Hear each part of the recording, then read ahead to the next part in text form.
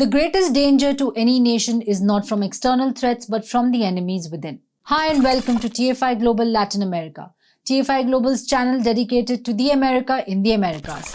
I'm your host Ananya Sharma. If you're watching us on YouTube, please subscribe and press the bell icon to get all the latest updates.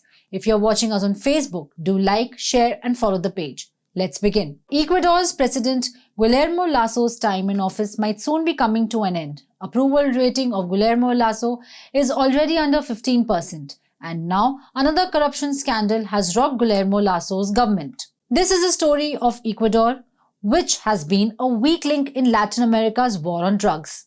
A story about Ecuador's Lasso's illegal coalition with Albanian mafias. A news outlet in Ecuador, La Posta, has exposed the Lasso's administration's involvement with the drug trafficking network. The outlet said that recent report by Ecuadorian National Police's Anti-Narcotics Unit demonstrated the close relationship between the Ecuadorian government and a drug trafficking network. The network is led by Danilo Carrera, President Lasso's brother-in-law. Carrera's friend Ruben Cherez has also been mentioned. According to the report, the government intended to destroy this document. It showed Carrera and his companion Ruben Cherez met with the Albanian Mafia. Also, that they had connections to a business that appeared to be a cover for the sale of drugs. The investigating team's leader, journalist Anderson Boscan, declared that the 145-page report to which he had access will be given to the relevant authorities, courts, the National Assembly, and the media. These fresh disclosures add to earlier ones about the alleged presence of a corruption network in publicly traded energy sector corporations or the Encuentro case. Ecuadorian President Guillermo Lasso has been struggling politically. His approval ratings are below 20% and his weak position in Congress has been exacerbated. He is looking for methods to recover from the weak approval ratings. He even attempted an 8-question referendum on February the 5th.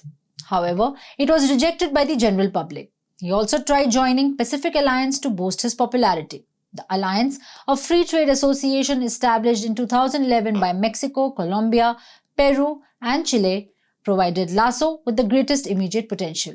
However, nothing is working for him. The La Posta's controversy further erodes the legitimacy of the government, which already suffered a referendum blow. It also lost several mayoral and prefectural seats.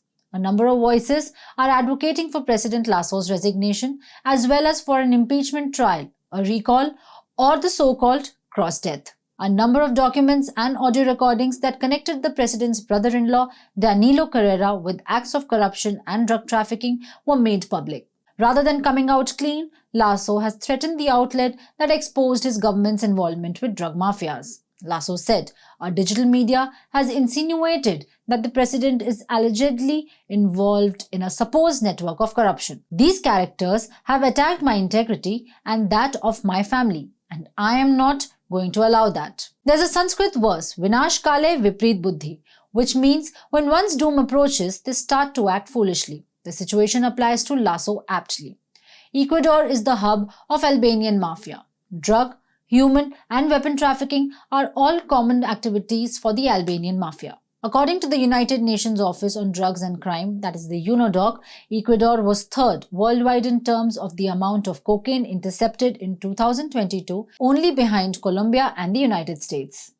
The findings show how Ecuador transitioned from being viewed as a drug transit country to being a hub for the distribution and export of illegal substances. But when did Albanian mafia come to Ecuador? From the 1990s, Ecuador has recorded a migration of Albanians. They have primarily emigrated to coastal cities. Several Albanians have developed both legitimate and illicit companies in the nation, including drug and weapon trafficking and money laundering, among other crimes. They have found Ecuador to be appealing for the export of drugs because it borders Colombia, which is renowned for cocaine. Moreover, for the export of weapons due to its proximity to Peru. In order to acquire cash in a covert manner and have the ability to ship or fly the drugs to Eastern European nations, it was regarded as a logistics hub in this manner. Authorities also released most notorious Albanian cocaine trafficker Dutan Recipe discreetly last year.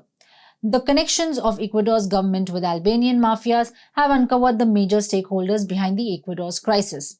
Lasso is one of the region's few current center-right leaders. It considers US as an ally. United States has also supported his government and has given several aids to the country.